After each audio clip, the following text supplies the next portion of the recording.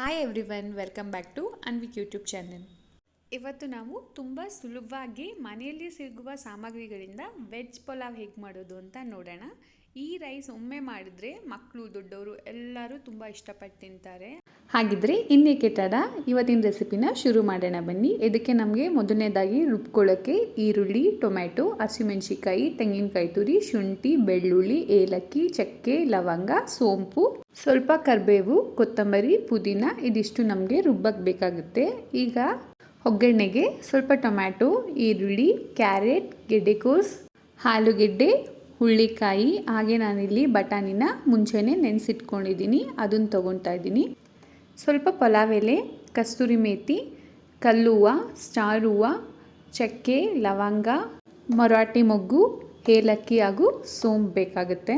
ಹಾಗೆ ಸ್ವಲ್ಪ ಧನಿಯಾ ಪುಡಿ, ಅರಿಶಿನ, ಕೊನೆಯದಾಗಿ ಅಕ್ಕಿ ಬೇಕಾಗುತ್ತೆ. ಈಗ ಮೊದಲಿಗೆ ನಾವು ಒಂದು ಜಾರ್ ತೊಗೊಳ್ಳೋಣ. ಅದಕ್ಕೆ ನಾವು ರುಬ್ಬಕ್ಕೆ ಏನೇನು ತೊಗೊಂಡಿದ್ವಲ್ವ, ಈರುಳ್ಳಿ, ಟೊಮ್ಯಾಟೊ, 8 ಹಸಿಮೆಣಸಿಕಾಯಿ, ಶುಂಠಿ, ಬೆಳ್ಳುಳ್ಳಿ, ಚಕ್ಕೆ, ಲವಂಗ, ಸೋಂಪು, 3 ಏಲಕ್ಕಿ, ಇದ್ರ ಜೊತೆಗೆ ನಾವು ಒಂದು ಸ್ವಲ್ಪ ಕರಿಬೇವು, ಪುದೀನ ಹಾಗೂ ಕೊತ್ತಂಬರಿನ ಇಟ್ಕೊಂಡಿದ್ವಲ್ಲ ಅದನ್ನು ಸಹ ಹಾಕ್ಕೊಳ್ಳೋಣ. ಕೊತ್ತಂಬರಿ ಪುದೀನ ಸ್ವಲ್ಪ ಜಾಸ್ತಿ ಹಾಕ್ಕೊಂಡ್ರೂ ಏನೂ ತೊಂದರೆ ಇಲ್ಲ, ಅದು ಹಾಕ್ಕೊಂಡಷ್ಟು ಪಲಾವ್ಗೆ ಒಳ್ಳೆ ಕಲರ್ ಸಿಗುತ್ತೆ.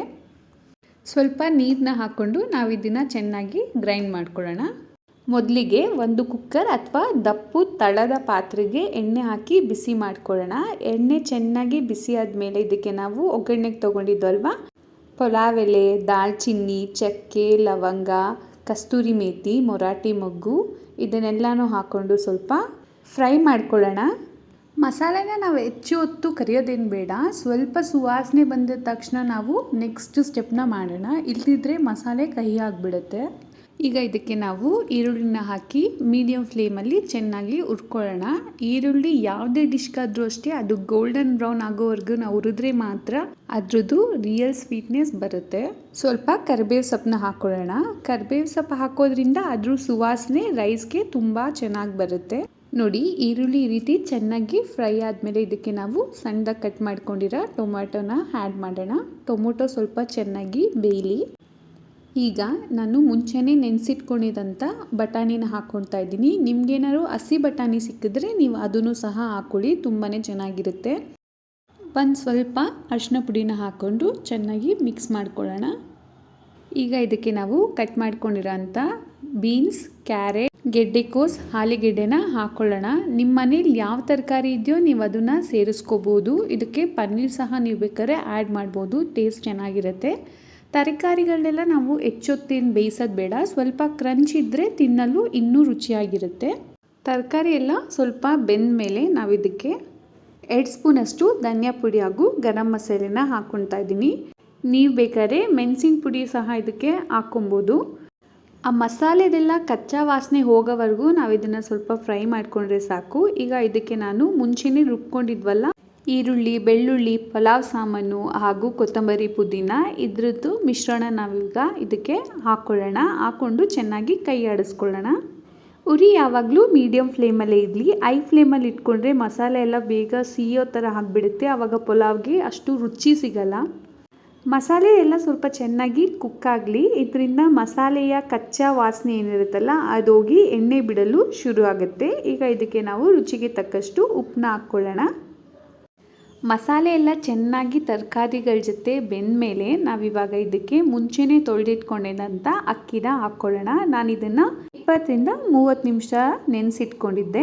ಈ ರೀತಿ ನಾವು ನೆನೆಸಿದ ಅಕ್ಕಿನ ಹಾಕೋದ್ರಿಂದ ಪಲಾವಲ್ಲಿ ಅಕ್ಕಿ ತುಂಬ ಉದ್ರುದ್ರಾಗಿ ಆಗುತ್ತೆ.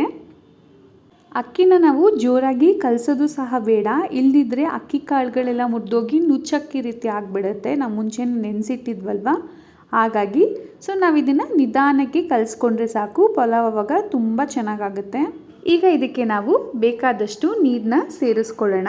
ನೀರಿನ ಪ್ರಮಾಣ ಸರಿಯಾಗಿದ್ದರೆ ಮಾತ್ರ ಪಲಾವ್ ಚೆನ್ನಾಗಿ ಬರುತ್ತೆ. ನೀರೇನಾದ್ರು ಜಾಸ್ತಿ ಆದರೆ ಪಲಾವು ತುಂಬ ಮೆತ್ತಗಾಗೋಗುತ್ತೆ, ಅಥವಾ ನೀರೇನಾದ್ರು ಕಡಿಮೆ ಆದರೆ ಅಕ್ಕಿ ಚೆನ್ನಾಗಿ ಬೇಯೋದಿಲ್ಲ. ಹಾಗಾಗಿ ಅಕ್ಕಿಗೆ ಬೇಕಾಗಷ್ಟು ನೀರಿನ ಅಳತೆನ ನಾವು ನೋಡಿಕೊಂಡು ಇದಕ್ಕೆ ಸೇರಿಸ್ಕೋಬೇಕಾಗತ್ತೆ. ನೀವು ಬೇಕಾದರೆ ತಣ್ಣೀರು ಬದಲಾಗಿ ಮುಂಚೆನೇ ಬಿಸಿ ಮಾಡಿಟ್ಕೊಂಡಿರೋಂಥ ನೀರನ್ನು ಸಹ ಆ್ಯಡ್ ಮಾಡ್ಕೊಬೋದು. ಇದರಿಂದ ನಿಮಗೆ ಪಲಾವ್ ಇನ್ನೂ ಬೇಗನೆ ಆಗುತ್ತೆ. ಈಗ ನಾನು ಇದಕ್ಕೆ ಕೊನೆಯದಾಗಿ ಸ್ವಲ್ಪ ನಿಂಬೆ ರಸನ ಹಾಕ್ಕೊತಾ ಇದ್ದೀನಿ. ನಿಂಬೆ ರಸ ಹಾಕೋದ್ರಿಂದ ಇದು ಮಸಾಲೆಗಳ ರುಚಿಯನ್ನು ಬ್ಯಾಲೆನ್ಸ್ ಮಾಡಿ ಪಲಾವನ್ನು ಇನ್ನೂ ಹೆಚ್ಚು ಟೇಸ್ಟಿಯಾಗಿಸುತ್ತೆ. ನೀರು ಒಂದು ಕುದಿ ಬಂದಮೇಲೆ ನಾವು ಎಲ್ಲನೂ ಒಂದ್ಸಲಿ ಕ್ಲೀನಾಗಿ ಮಿಕ್ಸ್ ಮಾಡಿಕೊಂಡು ಕುಕ್ಕರ್ ಮುಚ್ಚೋಣ. 2 ವಿಷಿಲ್ ಆಗಿದೆ, ಹಾಗೆ ಕುಕ್ಕರ್ ಪ್ರೆಷರ್ ಸಹ ಕಂಪ್ಲೀಟಾಗಿ ಹೋಗಿದೆ. ನಾವು ಕುಕ್ಕರಿಂದ ತೆಗೆದ ಮೇಲೆ ಒಂದು 5 ನಿಮಿಷ ಹಾಗೆ ಬಿಟ್ಟರೆ ಪಲಾವ್ ಇನ್ನೂ ತುಂಬ ಚೆನ್ನಾಗಿ ಸೆಟ್ ಆಗುತ್ತೆ. ಈ ವೆಜ್ ಪಲಾವನ್ನು ರಾಯ್ತಾ, ಮೊಸರು, ಈರುಳ್ಳಿ ಸಲಾಡ್ ಅಥವಾ ಪಾಪಡ್ ಜೊತೆಗೂ ಸರ್ವ್ ಮಾಡಿದ್ರೆ ತುಂಬ ರುಚಿಯಾಗಿರುತ್ತೆ. ಮಕ್ಕಳ ಟಿಫನ್ ಬಾಕ್ಸ್ಗೂ ಇದು ತುಂಬ ಒಳ್ಳೆಯ ಆಯ್ಕೆ. ನಮ್ಮ ಸುವಾಸನೆಯ ಉಡಿಯಾಗಿ ಆಗಿರುವ ವೆಜ್ ಪಲಾವ್ ಸಿದ್ಧವಾಗಿದೆ. ನೀವು ಕೂಡ ಇದೇ ವಿಧಾನದಲ್ಲಿ ಒಮ್ಮೆ ಟ್ರೈ ಮಾಡಿ, ಹಾಗೆ ಹೇಗಾಗಿತ್ತು ಅಂತ ಕಮೆಂಟ್ ಮಾಡಿ ತಿಳಿಸಿ. ಈ ವಿಡಿಯೋ ನಿಮಗೆ ಇಷ್ಟ ಆಗಿದ್ದರೆ ಲೈಕ್ ಮಾಡಿ, ಶೇರ್ ಮಾಡಿ, ಹಾಗೆ ನಮ್ಮ ಚಾನಲ್ನ ಸಬ್ಸ್ಕ್ರೈಬ್ ಮಾಡಿ.